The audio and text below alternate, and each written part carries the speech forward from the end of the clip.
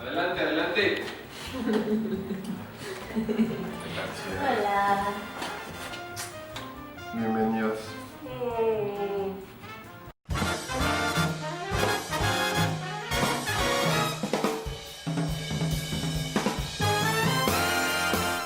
Hola, bienvenidos al 9º episodio de Los Monstruos Me Hablan. En esta ocasión tenemos a 3 monstruos queridísimos, admiradísimos, que son David Gaitán, Conchi León y Adrián Vázquez. Muchísimas gracias por aceptar esta entrevista. Nos vamos a enfocar, sobre todo en esta ocasión que tenemos a 3 entrevistados, en platicar sobre cómo levantar tus propios proyectos, sobre cómo hacerle para escribir, dirigir, incluso actuar y producir tus propios proyectos para lanzarte y que la gente te empiece a conocer. Entonces, muchísimas gracias otra vez por la entrevista, a David por recibirnos en su casa.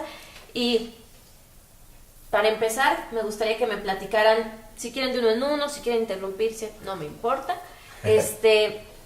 ¿Cómo fue que ustedes empezaron este caminito de acabar la carrera y empezar a hacer teatro? Rífate. Mira, con eso de que las damas primero ya me aventaron al ruedo. En realidad yo no tengo carrera, yo terminé la secundaria y mi mamá me dijo, tú eres muy tonta, vas a reprobar la prepa, vas a reprobar todo. Yo era la 5ª hija, entonces ya mis hermanas se habían embarazado muy chavas, entonces era como lo que mi mamá veía en mí. Y entonces me dijo, pues estudia algo que no me cueste y pues teatro. Bueno, pues ahí está la tonta estudiando teatro, ¿no? Y entonces ya entré a un taller libre de teatro, porque yo no tengo licenciatura, porque no hice preparatoria. Entré a un taller libre de teatro y en ese tiempo habían espacios culturales que eran gratuitos, que lamentablemente se han perdido. Yo lamento mucho eso, porque como son otras formas de accesar para las personas que no tenemos espacios académicos. Entonces en el IMSS había un espacio donde daban clases de jazz, de folclore, de teatro, de danza, y entonces mis tardes me las pasaba ahí. Realmente mi mamá me pagaba los camiones y de cuando en cuando algún vestuario. ¿Y si te encantaba? Sí, me pasaba ahí, las clases de teatro eran martes y jueves, pero yo estaba de lunes a viernes ahí estudiando todo lo que pudiera estudiar, ¿no? Y después con ese mismo maestro empezamos a hacer obras de teatro. Ya sabes, nos aplicaba él cobraba, pero pues no nos pagaban porque estábamos aprendiendo y haciendo tabla. Eso no les ha pasado a estos que sí tienen licenciatura, nos pasa a nosotros en provincia. Y ahí empecé a tener contacto con el público desde muy chava, desde los 15 años, a irnos a pueblos, a dar funciones en tarimas de este tamaño, y el cable era cortito y no tenías trazo para ir hasta allá a pegarle a tu compañero, y el cable el micrófono se atoraba y le decías al otro agárrame, lo ibas, le pegabas y regresabas y le dabas tu diálogo. Entonces creo que era inevitable ese enamoramiento del teatro porque involucraba muchas cosas, y ahora cuando salgo de gira o algo le digo a mi mamá, ay, la tonta ya se va de viaje a Alemania. Y ella dice que jamás me ha dicho eso, que jamás me dijo eso, que yo miento mucho, pero sí me lo dijo. Entonces, Queda registrado. que quede registrado. Entonces, mucho he sido autodidacta. Y lo que sí he buscado es a los maestros que admiro y que creo y que han significado en mi vida, seguirlos o ir a lugares donde me han dicho que es importante estar.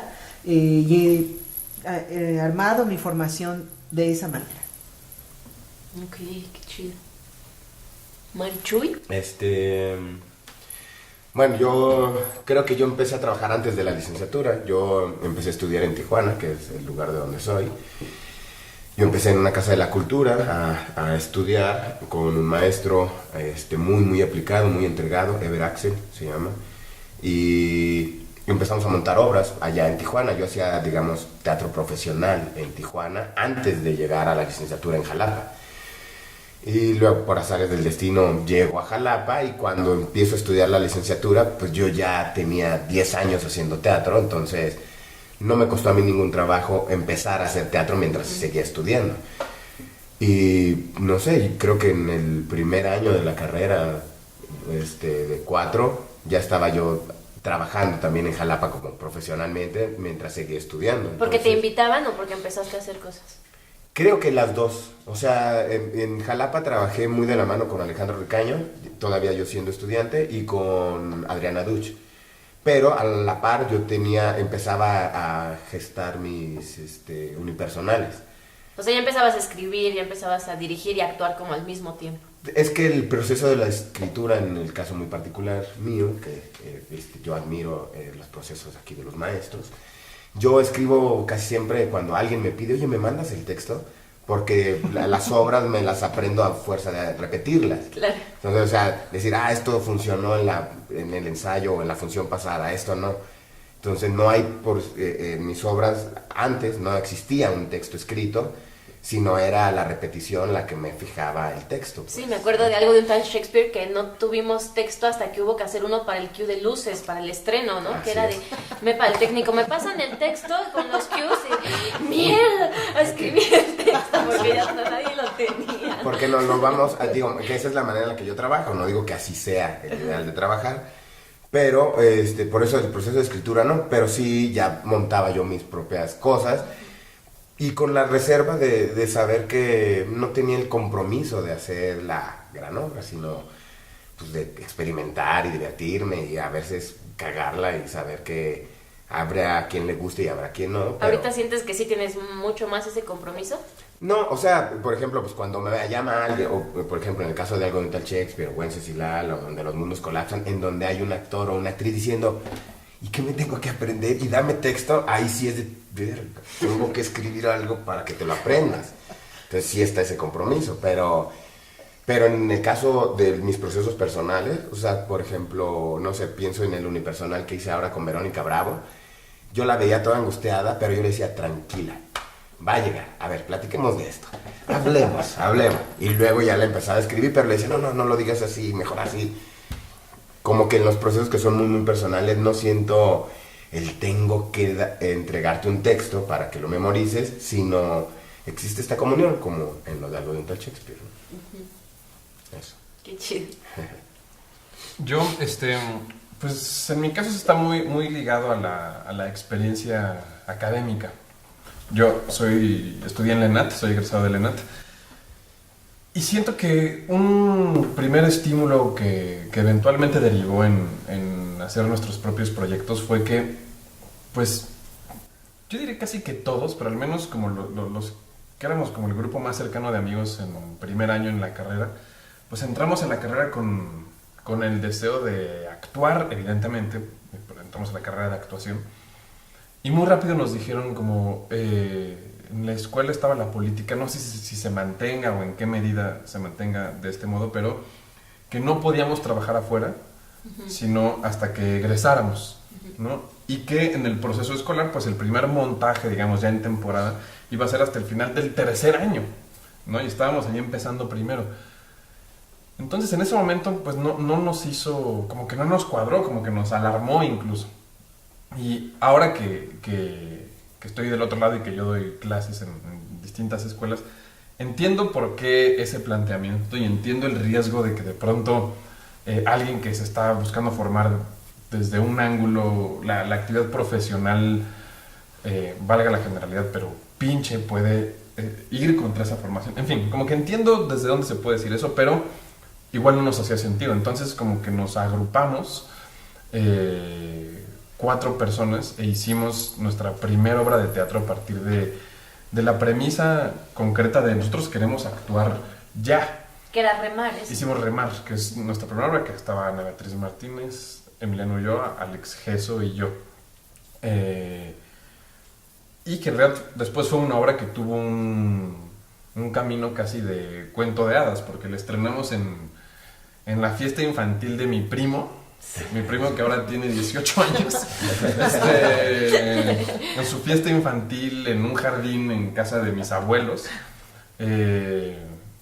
y después fuimos al Festival Universitario de Teatro que fue durante 4 o 5 años el espacio para aterrizar en una fecha y en un estreno y en un teatro los proyectos que íbamos teniendo, y luego dimos temporada en el Teatro Salvador Novo de la ENAT, luego nos llevaron al Foro La Gruta, luego dimos en La Capilla, en fin, en El Foco también dimos temporada. Como que eventualmente se profesionalizó ese proyecto. Pero eso fue con su dinero, con su tiempo, con ustedes poniendo vestuario, Todo. Ustedes Y en iluminaron, realidad, ustedes todo. sí, es así. Eventualmente, para la temporada en La Capilla, que era como 3 años después de estrenar, convocamos a un iluminador, a Matías Gorlero, que como que sentíamos que le tenemos que ya dar otra factura a esto conforme nos íbamos profesionalizando, pero sí era a partir de nuestros fondos. Escénicamente lo hicimos todos nosotros en un inicio, pero después teníamos muy claro que necesitábamos asesoría profesional. Y en ese sentido la escuela y el acceso a los maestros fue fundamental para nosotros. Desde poder tener un espacio para ensayar, que es quizá el problema más grande de hacer una obra, no es que no sale de la escuela, y tener ahí a maestros que, si bien la escuela tenía esta política de no hacer nada hasta egresar, también la misma escuela abrazó muchísimo un proyecto de unos alumnos y los maestros nos asesoraron muchísimo. Entonces me acuerdo que nos asesoró Martín Acosta, Chucho Díaz, sobre todo, que fue un antes y después con la asesoría de él en el Clown, que era Ramar en una obra Clown. Y entonces empezó a profesionalizar. Y desde el ángulo de la producción, tanto esa como La Pura Idexita, que fue una obra que hicimos un año después, ya con un texto, o sea, digamos, casi el opuesto de una obra Clown a La Pura Idexita, estábamos desnudos casi toda la obra, era como otro asunto, pero en términos de producción era el mismo esquema, que era, pues, eran producciones de bajo rango en términos de grafía y casi cosas que podemos llevar de nuestra casa. Y el objetivo era lograr entrar a un teatro profesional, es decir, que se pagara un boleto, y si lográbamos salir tablas con la inversión, ya sentíamos que estábamos del otro lado. Por supuesto no es un escenario idóneo, ni siquiera diría que recomendable para jóvenes estudiantes o recién egresados, pero también creo que es No, pero claro necesario. que hay una paga. ¿Qué es el que hay que hacer ahí? O sea, la paga para ustedes o para ti específicamente fue que de repente saliste de la escuela y ya tenías en tu currículum 3 obras cuando los demás no habíamos hecho nada, ¿no? O ya te habían visto directores cuando te sabían quiénes eran, cuando nosotros pues apenas decíamos, hoy soy Sara y soy actriz, ¿no? Sí, no, y además uno de los objetivos que teníamos muy al inicio era un poco algo de lo que tú planteabas antes de que empezáramos a grabar, que era pues la angustia, como que muy rápido anidamos la angustia en la carrera de qué vamos a hacer cuando egresemos. Esta pregunta que a lo largo de los años como que yo he ido reformulando afortunadamente, pero de quién nos va a invitar a trabajar, quién nos va a ver, con quién nos va a jalar, y la paradoja de pues no nos van a jalar si no conocen nuestro trabajo, pero cómo vamos a trabajar si no nos jala nadie, o sea, como ese remolino. Entonces, frente a eso, el hacer un proyecto también tenía un primer objetivo de generarnos como una ventana de exhibición, valga el concepto, para que nos pudieran ver. Y al tiempo que eso sucedió, en realidad lo que fue más gratificante de hacer los proyectos fue que pues encontramos una manera de dar un punto de vista del mundo nuestro, ¿no? Y de ahí que quisiéramos hacer más obras juntos y que yo quisiera dirigir más, escribir más y seguir actuando. Ok. Tú, Conchi, ¿cuándo fue que, después de este camino que nos platicas, que empezaste a encontrar como a tu gente? Porque me queda claro que tú empezaste a encontrar a tu compañía, al Geste, desde el primer año de la escuela, ¿no? Tú, Adrián, en la Universidad de Jalapa, con Alejandro, con Hamlet, con todos ellos, como que también hiciste un grupo pues, con el que han seguido juntos muchos años. ¿Tú cuándo fue que empezaste como a gestar tus propios proyectos y a encontrar como esta gente que te iba a acompañar en el camino? Yo te puedo decir que creo que ha sido en este último año. El último año. Todos los años anteriores realmente eran experimentos, un poco lo que hablábamos ahora con Adrián. Esto de pronto estás al frente de una compañía y tú eres responsable de todo y tú tienes que dar todas las respuestas y entonces en algún punto dije, ¿a qué hora yo me puse aquí?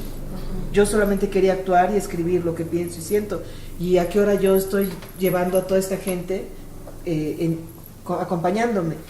Y en esa medida yo creo que siempre hay muchos malos entendidos porque tú tomas las decisiones fuertes y a veces que pueden ser injustas y a veces que pueden tomarse como arbitrarias pero mis objetivos no coincidían con la gente que estaba trabajando conmigo. Y creo que a partir de este último año ya tengo gente que está trabajando conmigo, que podemos discutir si la decisión fue arbitraria o no, sin que eso cree un enojo. Ya hemos construido un espacio de confianza y de libertad. Yo cuando escribí Mestiza Power se la escribí a 3 actrices en específico y las 3 me dijeron que no. Y me sentí muy mal con mis 15 cuartillas y una amiga que es guacha, o sea que es del Distrito Federal, y es un sacrilegio que alguien que no sea yucateco entre a ser un personaje yucateco, y más si es regional y más si es testimonial. Entonces yo me fui a mi rincón con mi texto y esta amiga me dijo, vamos a hacerlo. Le dije, no, vas a hacerlo tú porque tú eres guacha y nos van a decir cosas. Y no vas a hablar bien como yucateca, vas a hablar como Cucho el de Don Gato. No, pero bueno.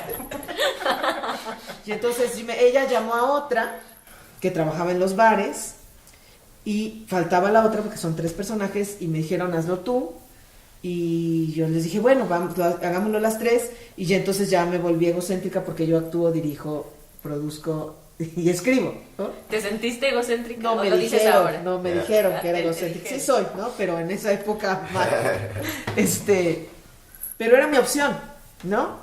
Y con esas 3 mujeres yo trabajé un camino bastante largo, complicado, ahí sí te digo, porque de pronto yo estaba en medio de cosas que no tenía la madurez de resolver ni de decidir, y me la tuve que hacer a fuerza de chingadazos, ¿no? Ves que a madrazos se hacen los charros, pues soy una charra increíble, yo, después de tanto madrazo. Hay cosas que no he podido hacer, fíjate que me siento bastante frustrada porque he tenido 3 proyectos fallidos con directores o actores que yo admiro, pero no hemos podido como dialogar, y me estoy cuestionando mucho también eso el último año. Mario Cantú, que aparte de ser mi expareja es mi gran amigo, me dice siempre, tú tienes tus proyectos, ¿por qué te pones a hacer otras cosas? Porque quiero aprender y quiero creer que sí, este director que tiene ese lenguaje tan poderoso puede dialogar con lo que yo puedo escribir. No me ha salido, no voy a perder por eso la fe de lograrlo en algún momento, pero creo que es un buen punto el que tú dices. Si de pronto alguien dijo por ahí, encuentra tu comunidad, y si no la encuentras, créalo. Y lo he logrado en este tiempo, porque uno es el que llega con el agua, con tu tacita de agua para esa tribu, y a veces el agua puede estar turbia o puede estar de un sabor que ellos no quieren, y tú tienes que convencerlos de que es el sabor más delicioso y que eso que está turbio ellos lo van a pulir, ¿no? Y eso no es fácil, y creo que como nos decías al principio, entender eso para mí ha sido mejor decir, dejémoslo aquí, a seguir tratando el teatro es un lugar de pasiones y de hogueras. Entonces, si seguimos intentando, creo que se lastiman más las cosas. Para mí ha sido más sano decir, dejémoslo aquí e ir encontrando el camino. Creo que de repente hay cosas como muy tramposas. A mí hay gente que me dice, yo quiero trabajar contigo aunque no me pagues, ¿no? Para que viajemos o para qué sé yo. Y yo creo que ese no es un buen camino. Yo nunca he aceptado ese camino. Porque alguien que entra a trabajar contigo diciéndote, no me pagues, digo, lo agradezco, pero el nivel de compromiso y de tiempos cambia. Me parece que no puedes exigirlo si estás de buena onda. Entonces yo diría que ese no es un camino para la gente que quiera hacer teatro con tal o cual director, ¿no? A lo mejor sí hay gente a la que le ha funcionado. A mí no me parece correcto, no me parece ni justo ni adecuado. Entonces como que ese tipo de colaboraciones no me agradan, no las he aceptado nunca. Me gusta mucho trabajar con actrices, porque creo que podemos encontrar ahí un muy buen lenguaje para crear. Como que yo crecí en el gran matriarcado, entonces por ahí está, y entiendo esto que te digo de las pasiones. Han sido muchos años de romper amistades, o de tú no sabes dividir la amistad y el trabajo, o yo quiero hacer buen teatro, no quiero hacer amigos. Pero yo entendí que puedes hacer buen teatro y buenos amigos, nada más que son uno en millones. Sí. Ustedes 3 empezaron en el teatro con la idea de actuar.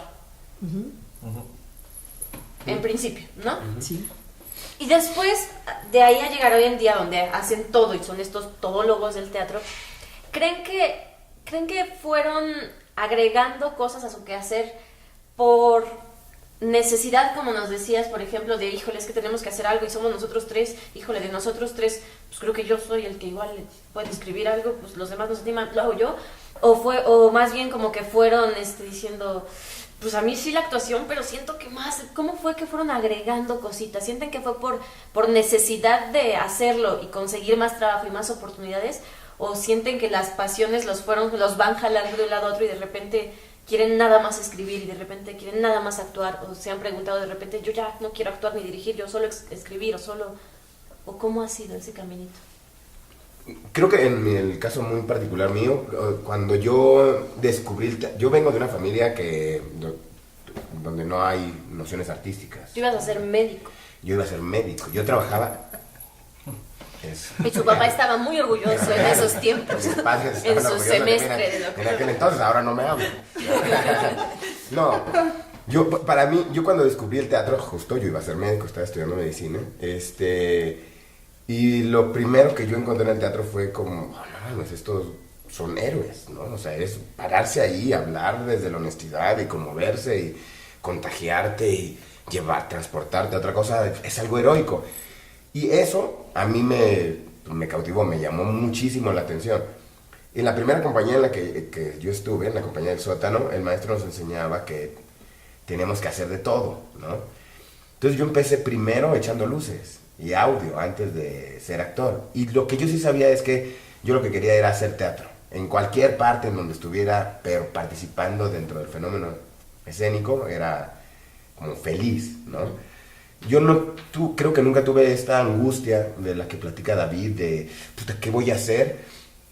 Porque yo en Tijuana, los 10 primeros años de mi carrera, realmente yo no vivía del teatro. O sea, yo hacía teatro por placer de hacer teatro, pero nunca recuperábamos nada. O sea, iban a vernos, estábamos en temporadas de un año todos los sábados y llegaban 4 o 5 personas, 2 o 3 funciones al año se cancelaban porque no iba gente. Y yo trabajaba en el taller de mi papá y yo creía que esa era mi vida, yo la manera en la que iba a hacer teatro era trabajar entre semana para poder pagarme el teatro que hacía el fin de semana, ¿no? Cuando me voy a estudiar la carrera a Jalapa, yo ya tenía a mi esposa y mis hijas y yo lo que sabía es yo tengo que trabajar. Entonces yo llegué a Jalapa y fui a diferentes talleres de metales a pedir trabajo y en ninguno me dieron. Y la única opción que me quedó para trabajar, pues, es hacer teatro. Entonces, empezaba yo a participar en obras y a ganar 100, 200 pesos. Pero, pues, lo que yo hacía era, ¿dónde hay más chamba? Pues, ¿no? O sea, en algún momento me puse los zancos, el primer día me caí, no me dieron ganas de volverme a poner los zancos. Estuve a punto de ser botarga. ¡La mascota! Una botarga de un equipo de béisbol ahí en Veracruz. En alguna ocasión me pidieron... O sea, como me vieron en una obra en donde salía desnudo, me dijeron, oye, güey, tú no tienes pedo con el desnudo, ¿no? ¿No te gustaría participar en una peli? Y yo, sí, a huevo. Como hasta la 4ª sesión que tuve con el director, que me dijo, no, bueno, es que es como es un corte soft. Ajá. Hay como unos desnudos muy soft. A ver, ¿a qué te refieres? Y ya me di cuenta que era una película porno. Dije, no, vaya, tanto así no llega mi necesidad. Pero creo que sí, pues eso, creo que lo que tú comentabas ahorita es en mi caso primero fue una necesidad, la necesidad de estar trabajando, pero yo sí me daba cuenta que no tenía esta angustia, pues, de ¿qué haremos? Como que he tenido siempre la fortuna de encontrar placer en todo el teatro que hago. Entonces lo principal para mí es que sea divertido, que sea gustoso. Digo, recuerdo cuando te hablé para lo de algo del Shakespeare, que esas son las nociones que dije, ¿no? Al final de que termine la función, yo lo que quiero es que estemos cagados de risa de lo que hicimos, pues eso es como para mí fundamental. Y todo lo demás creo que luego de alguna manera como que se acomodan. Sé que es una postura muy romántica, o sea, y nada práctica, pero no sé, creo que en mi nada caso... Nada práctica, pero te ha funcionado. En mi caso muy particular me ha funcionado. Madre, sí. Wow. Yo sí empecé haciendo porno. Sí, lo hemos visto. Lo hemos visto. Aquí en este cajón tengo. Búsquenlo en ahorita Instagram. vamos a poner unos links aquí abajo. Mario Cantú tiene en su unos videos muy chidos. No es cierto, no es cierto. Yo empecé escribiendo teatro infantil porque daba clase a niños y ellos me decían, maestra, escríbanos algo porque las obras de teatro infantil son muy infantiles, porque en esa época había los niños, el teatro para infantil los niños salían de abejita, de florecita, de arbolito, hasta de pasto, ya como ya hemos visto, y no les gustaba. Afortunadamente el teatro para niños en México revolucionó de manera cabrona y maravillosa, y entonces tener a 15 niños pidiéndome algo para ellos, pues era para mí irresistible.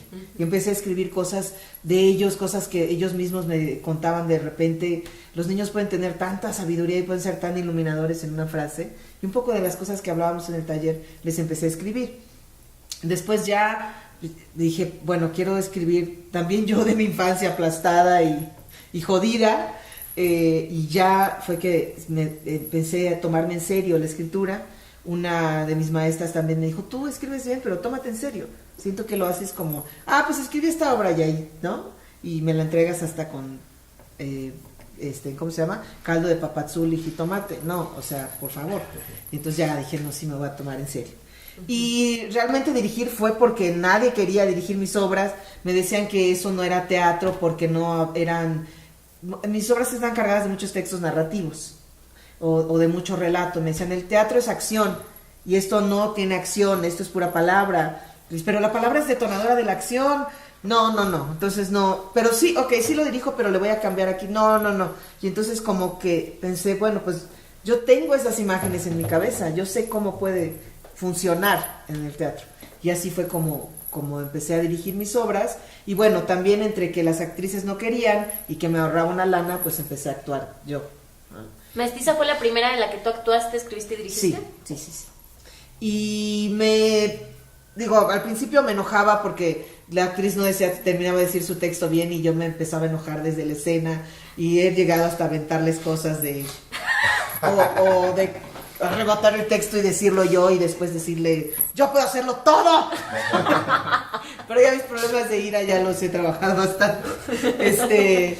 Y sí, de alguna manera sí ha ido dándose de forma natural. Ahora que está dirigiendo Francisco Franco una obra mía, yo pensé que a él le gustó el texto y entonces negoció conmigo el texto y pensé que no me iba a invitar de actriz y lo tenía muy claro. Y entonces cuando me dice, bueno, tenemos que hacer casting de estas dos porque lo vas a hacer tú, no lo podía creer. Y pues nunca me has visto, pero yo sé que esos universos tuyos tú los vas a transitar sin mayor problema.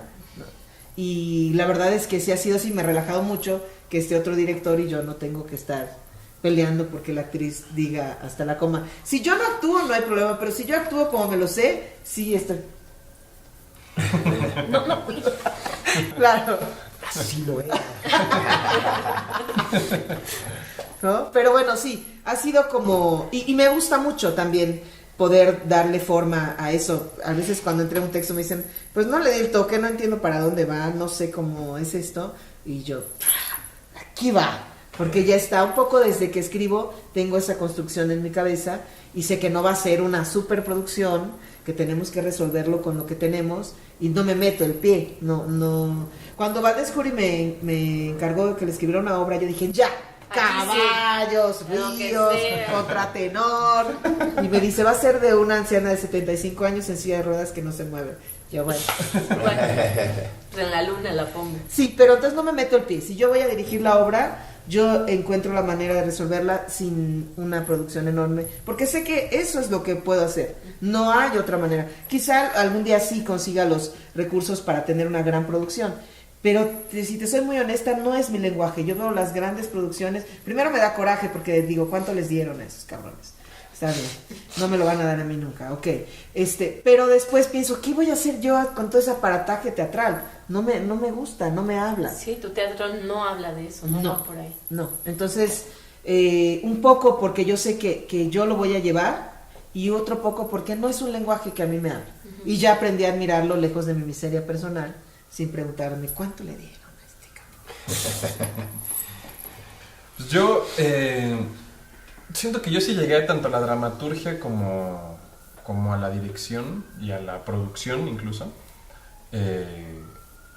frente a la necesidad de actuar, la propia y la de la compañía que estábamos generando. luego en algún momento hubo como un cambio significativo a cuando me invitaron tanto a dirigir como a escribir, que creo que implicó como el planteamiento para conmigo de la especialización en esas áreas, ¿no? Entonces de empezar a pensarme como, bueno, si aquí me están convocando a dirigir, entonces por un lado el impulso de acercarme a espacios formativos en la dirección, pero a tratar como de hacer el cambio de personaje un poco, de asumir el liderazgo que implica la dirección, la toma de decisiones.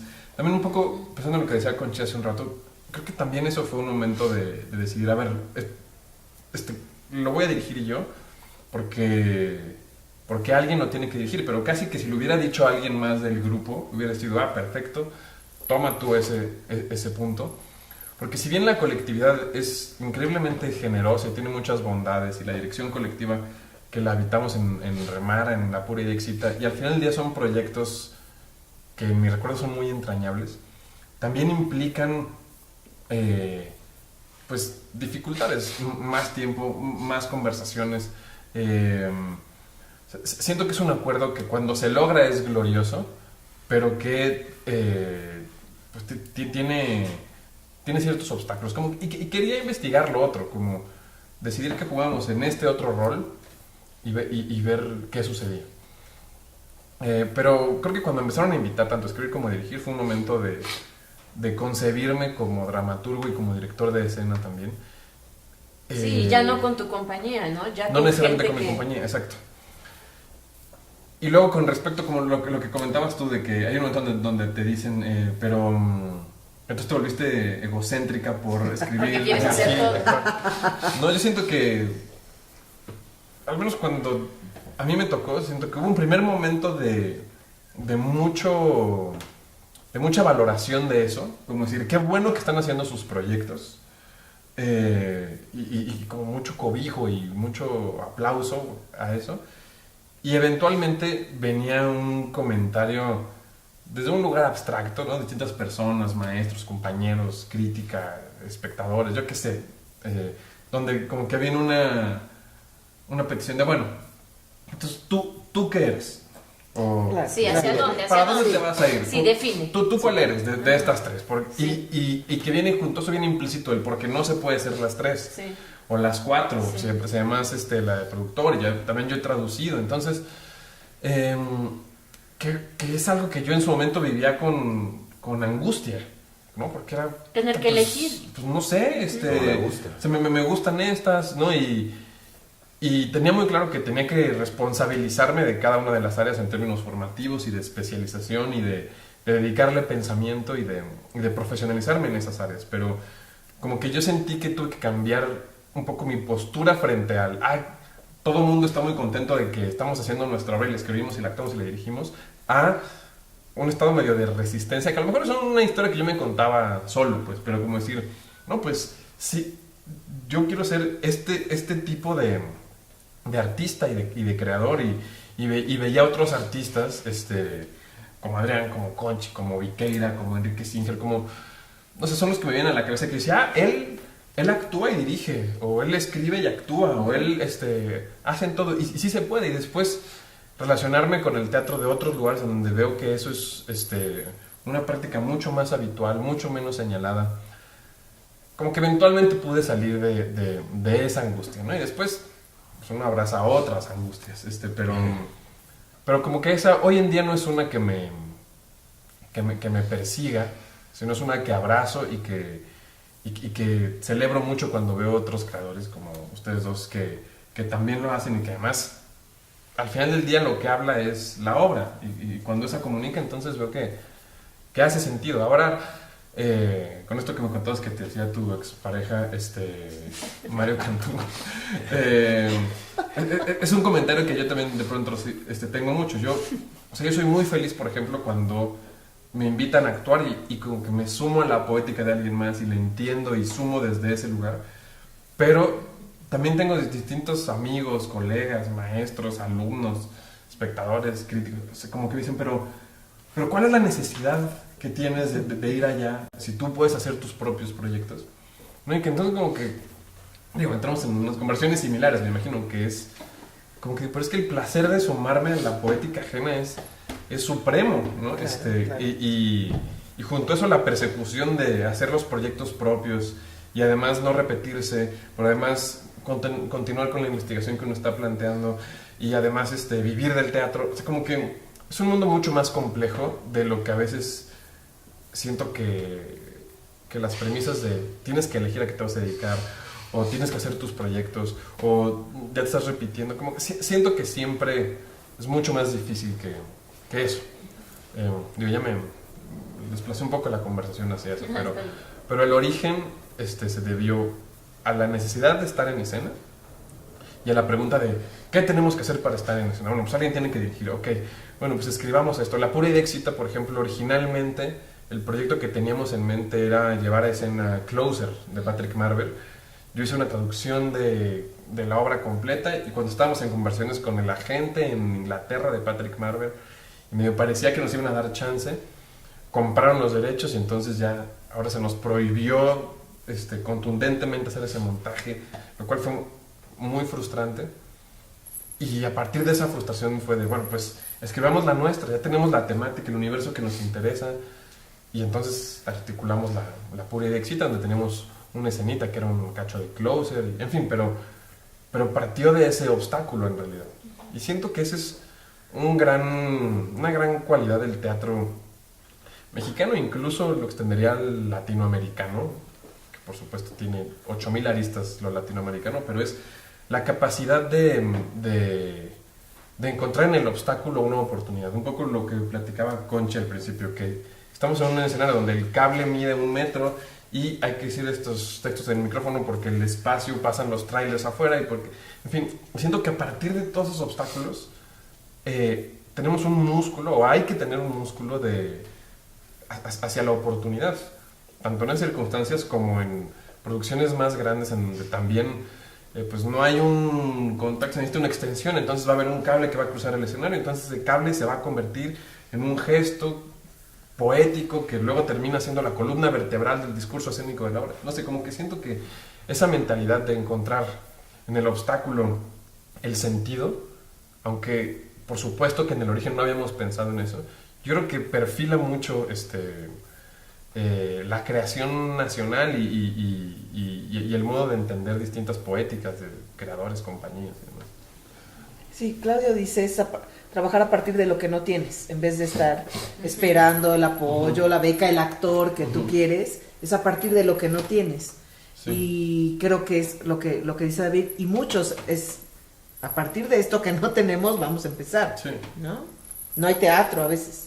Y entonces, sí. Y hablando de eso, como de trabajar a partir de lo que no tenemos, ¿cuál ha sido la diferencia para ustedes tres que han trabajado tanto en la Ciudad de México como en otros estados? ¿Cuál es la diferencia de crear algo aquí, de crear algo en Jalapa, de crear algo en Tijuana, de crear algo también en Jalapa, en Mérida? ¿Qué dirían que es? Pues mira, la verdad es que en Mérida creo que el tener el espacio y el tiempo para ensayar, aquí yo no tengo donde ensayar, por ejemplo, ¿no? Y en Mérida puedes tener una casa de la cultura, con el tiempo que necesites, con todo este ritmo del mayab, que es muy lento y que el actor puede llegar, tomarse un cafecito, comernos algo y después empezar a ensayar, y después del ensayo seguir platicando. Y aquí los actores tienen llamados, tienen tiempos muy complicados, y entonces es como sacarle todo el jugo, se quedó atorado en el tráfico, y entonces haces malabarismo con los otros, ¿no? Pero por otra parte, lo que me parece la verdad muy lamentable, creo que a veces en los estados pierdes mucha de tu energía peleando por los espacios, grillando, viendo qué hizo el otro, y entonces esa energía vital y creativa que puedes usar para ensayar, para crear, para estar, yo siento que aquí es dale porque no hay tiempo, dale porque no hay lugar, vamos, ya tenemos que llegar al estreno. Y entonces eso me duele de repente en los estados, que se pierde mucha energía en esa grilla, en esa discusión, en esa injusticia, porque nunca un presupuesto de cultura va a ser suficiente, jamás. Siempre en cultura es necesario aportar más, es necesario escuchar las necesidades de los grupos. Entonces creo que es como agridulce, todos los espacios tienen sus diferencias, al menos en mi experiencia, Y a veces lo que está creado en el propio Estado no termina de ser mirado en cierta dimensión. No digo que en su gran dimensión, porque que cada lenguaje tendrá sus seguidores y sus detractores. Y entonces a veces tú sacas eso del Estado y tiene mucho sentido afuera. Y a mí me gustaría que tuviera ese mismo sentido adentro. Y creo que es un camino que tenemos que andar y que construir. ¿Crees que se puede vivir de hacer teatro en Mérida? Sí, sí se puede. Particularmente el teatro regional se consume muy bien. Sin embargo, bueno, el teatro regional cayó en este abuso de los personajes y de las situaciones y perdió mucho de lo político, porque antes el público pagaba por ver que se rieran de sus políticos. Claro, ahora los tenemos en la televisión, decían los argentinos, cuidado los cómicos porque los políticos ya son más cómicos que nosotros, los cómicos, ¿no? Entonces no necesitamos que nadie parodie a Peña Nieto, pues él solito con que esté 5 minutos a cuadro y nos hable inglés ya nos reímos todos, ¿no? Pero creo que sí perdió el teatro regional lo político y ahí también perdió mucho de sus espectadores. Sin embargo, hay grandes cómicos que se siguen manteniendo y llenan los teatros con un costo de boleto bastante alto y creo que sí se puede. Un poco le decían eso a la directora de la licenciatura de teatro, por Mauricio Pimentel. Esa es una beta que ustedes, porque somos intelectuales y hacemos Shakespeare, no vamos a hacer teatro regional. Y los chavos también necesitan que se cobre y que se pague el boleto y que se conozca. Entonces, en vez de despreciar esa beta, úsenla, ¿no? Pero no hagan ese teatro regional del bar o de la cantina, háganlo recuperando toda esa conciencia y con toda la fuerza que tiene la comedia, con todo el discurso que puede haber detrás, ¿no? ¿La mayoría de los estudiantes se quedan en Mérida o viajan a otras partes? Yo creo que ya están saliendo mucho. Salen Antes mucho. se quedaban, ahora ya están saliendo mucho, algunos con mejor o peor respuesta, pero sí, ya están saliendo y yo creo que sí están buscando otros espacios. Okay.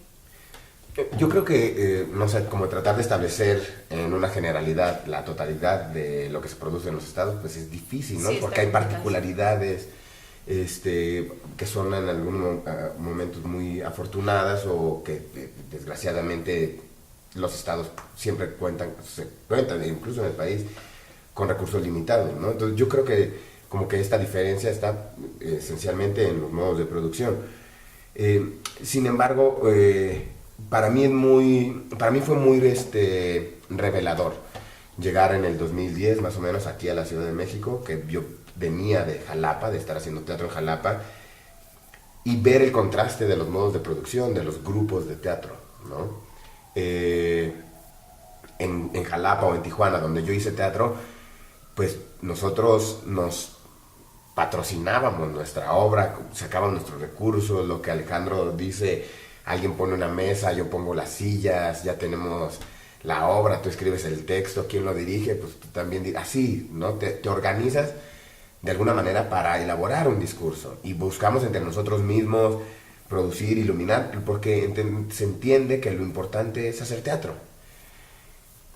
Cuando yo llego acá me doy cuenta que también lo importante es hacer teatro, pero como que se establece de alguna manera ya un poco más esquemática los roles en el teatro. Es decir, no, pausa, yo soy el director y esa parte la hace el productor y el iluminador va a hacer esto. Y entonces, no sé, yo me daba cuenta llegando acá que incluso los actores que egresan de las escuelas profesionales de aquí de teatro, lo que buscan justo es como que la pregunta que se formulan es: ¿y ahora de qué voy a vivir? ¿Y ahora con quién voy a trabajar? ¿No? En vez de ahora qué voy a levantar, Ajá, qué voy a crear. cuando allá es ¿qué onda? ¿Qué hacemos? ¿Ahora qué sigue? ¿Qué nos movemos? Para mí, por ejemplo, digo, y estoy hablando en este caso muy particular, por eso digo que intentar decir que todo el teatro fuera de la Ciudad de México, todo el que se hace aquí en la Ciudad de México es de una u otra manera, creo que no, creo que acá también están estos grupos que levantan sus proyectos ellos solos, pero en la mayoría de los grupos en los que yo he visto y he participado acá, se hace el proyecto hasta que se tienen los recursos para hacerlo. Yo en la Ciudad de México no he estado más que en mis proyectos, que primero hacemos el proyecto y luego vemos, cabrón, a ver dónde y a ver cómo. y a ver cómo lo publicitamos y a ver en qué teatro nos presentamos. El resto de los proyectos, cuando me invitan, siempre es Adrián, tengo un personaje, lo lees, te gusta, sí, ok, habla con el productor y el productor dice, lo que tengo para ti es tanto y lo que podemos hacer, y se arma el proyecto hasta que está el recurso. No digo yo que sea una manera mejor que la otra, creo yo que son modos diferentes, o sea, en los estados con recursos tan limitados, pues lógicamente que hay 2 o 3 grupos que se llevan el beneficio de Si las te esperas a que te caiga un recurso, ya no hiciste no te nada. cae. Lo que es lamentable es hicieron que casi siempre son los mismos grupos, ¿no? O casi siempre son las mismas personas y eso sí es lamentable. Pero creo que esa es como la diferencia que yo veo. Creo que hay una mayor imposibilidad en los estados porque, bueno, Conchi dice ahorita, en Mérida se consume mucho el teatro regional. Yo en Tijuana, pues la gente es muy poca la que va al teatro. O sea, tú tienes una temporada de 6 funciones al año de una obra. ¿Se vive de hacer teatro en Tijuana? Creo que sí, pero quizá no de estar sobre la escena. O sea, se vive de dar clases de teatro, se vive de, pues no sé, organizar talleres. Y es una comunidad pequeña la que se dedica a eso. Sí, digo, actualmente, no sé, tiene 10 años aproximadamente que allá empezó la carrera de teatro y uno esperaría que con eso se diera un impulso nuevo, ¿no?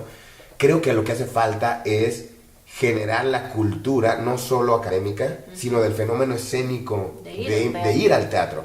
Porque algo que yo he visto con los proyectos con los que he regresado a Tijuana es que la gente de teatro no va al teatro. La gente que esté estudiando teatro no va al teatro.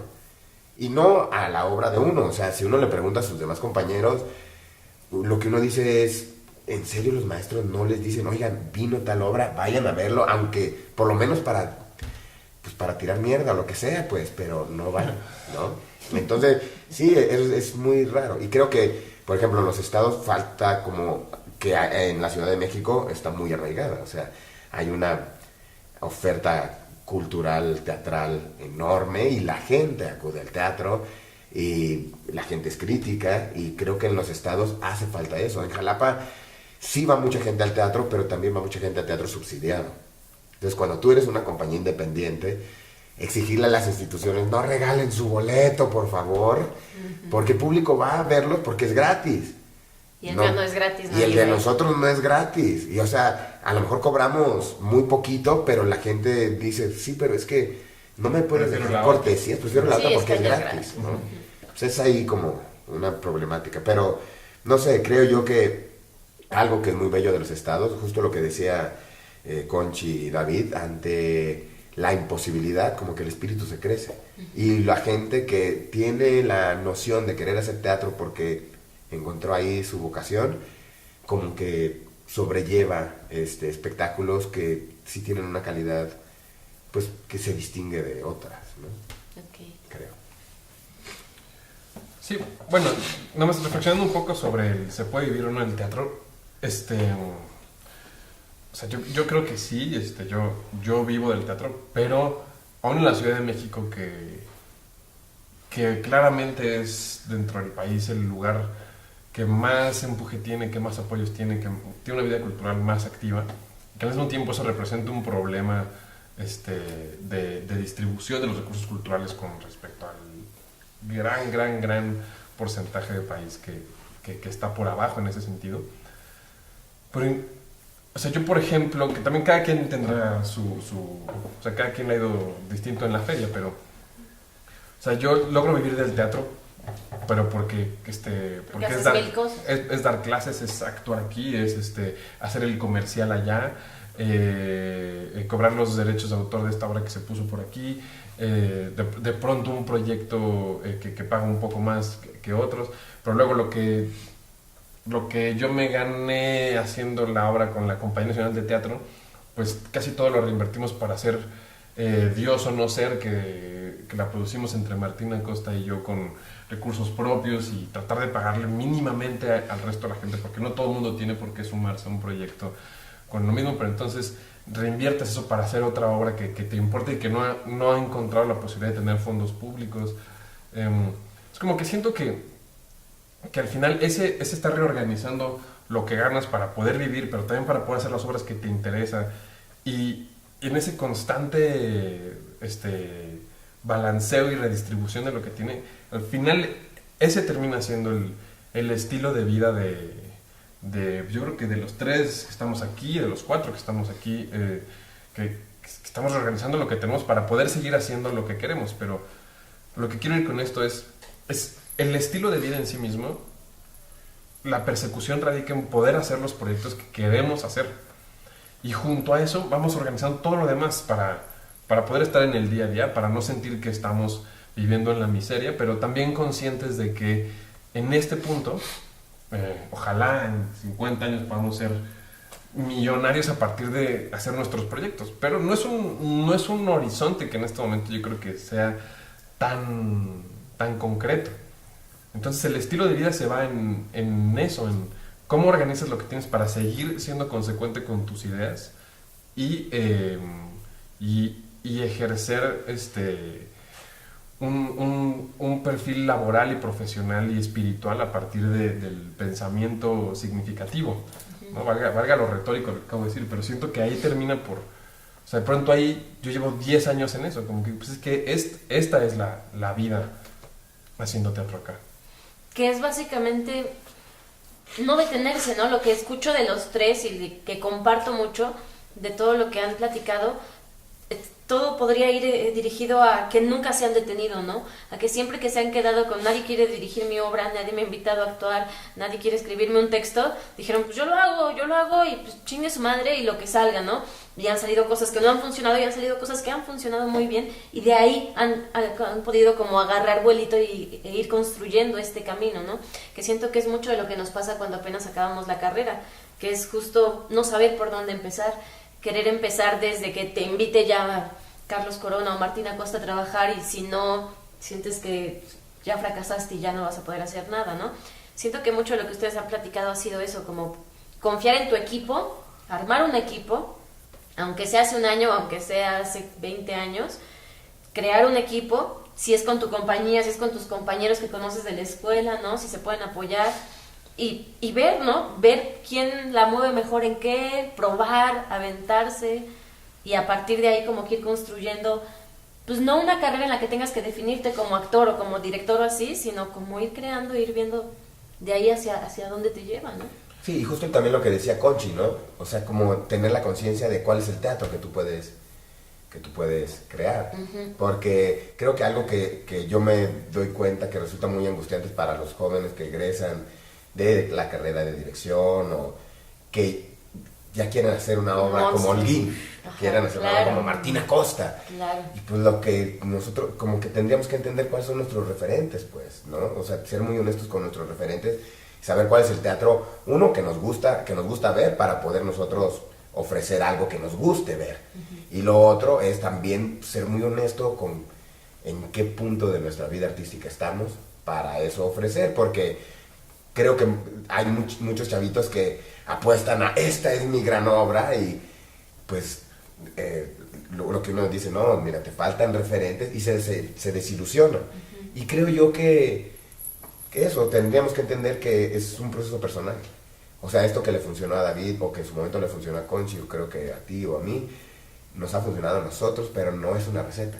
Sí, puede no funcionarle a alguien. Lo que sí es importante es, si quieren hacer teatro, sigan en eso, sigan haciendo teatro, ¿no? Yo sí creo que el teatro es generoso. Lo que decía David, creo que sí se puede vivir del teatro. Ahora, ¿cuáles son tus parámetros de vivir? Si lo que tú quieres es salir de la escuela y decir, no mames, yo ya quiero un departamento todo amueblado y la fregada, y el teatro no me lo da, pues no, hermano, a lo mejor ese no es el camino. A lo mejor lo que tú estás buscando no es vivir haciendo teatro, sino vivir cómodamente y además hacer teatro. Uh-huh. Revisa cuáles son tus prioridades, ¿no? Sí. Y que creo también en esto, creo que yo los conozco, nos conocemos, creo que somos bien autocríticos también. Y creo que ese es un factor muy importante cuando estás haciendo muchas cosas. Ser autocrítico, y esto funcionó, esto no funcionó, esto de plano no gustó. Y algo que a mí me decía un maestro de dirección, te deseo buenos fracasos.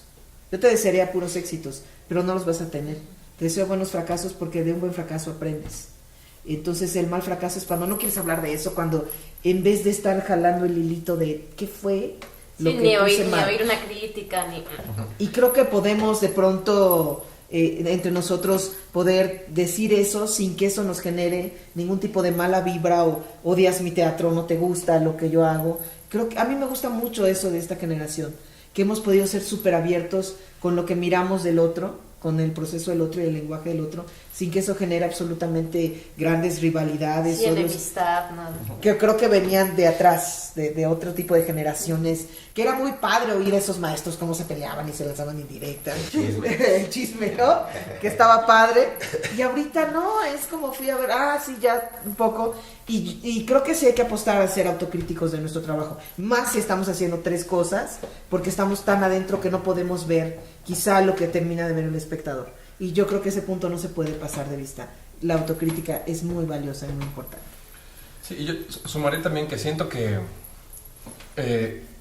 si bien coincido con lo que decía ahorita Adrián con respecto a que no hay recetas, que evidentemente no las hay, hay un par de cosas que creo que sí son condiciones sine qua non, cualquiera de la variedad de caminos, pero sin los cuales es muy difícil que ocurra, que es, o sea, en un contexto como el nacional, con respecto a políticas culturales y el hacer teatro acá, hablando de las cosas positivas y las muchísimas negativas que hay, las insuficiencias que hay, siento que en este contexto es muy difícil hacer teatro y lograr continuidad haciendo teatro si no se es como una, valga la generalidad, una buena persona.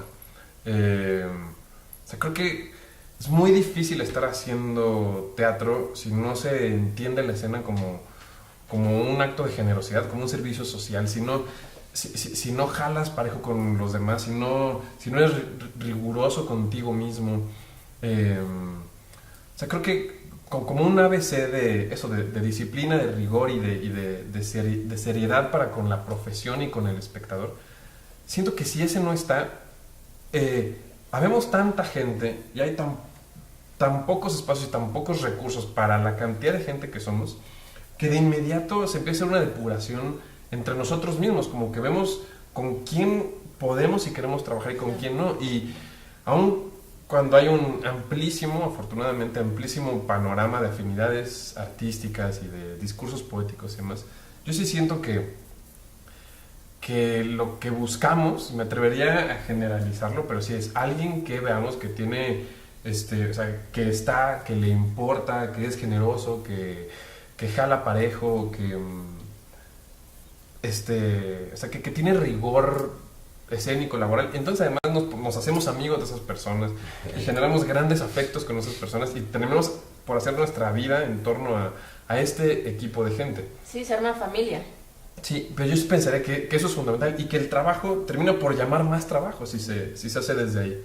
Y eventualmente se puede tomar una inercia que te permita vivir de esto, imaginar otras posibilidades, otras áreas de creación, como dirigir, iluminar, hacer escenografía, dar clase, ¿no? Si a su vez también se asumen con rigor. Bien, híjole, muchísimas gracias. Mi última pregunta era esa que acaban de contestar todos solitos, no sé por qué. La empezaron a contestar muy bonita, que era justo eso, como un último consejo como a estos actores y actrices recién egresados que los están viendo. Siento que hubo muchas respuestas en esto que ustedes nos platicaron. Muchísimas gracias, fueron muy, muy generosos. Siento que, o espero que esto les ayude muchísimo, que encuentren un caminito, que se arriesguen, que no se detengan, que busquen a su banda, que se junten con gente que, como dice David, ¿no?, sea entregada, sea respetuosa con el teatro, con el trabajo, que sea disciplinada, ¿no?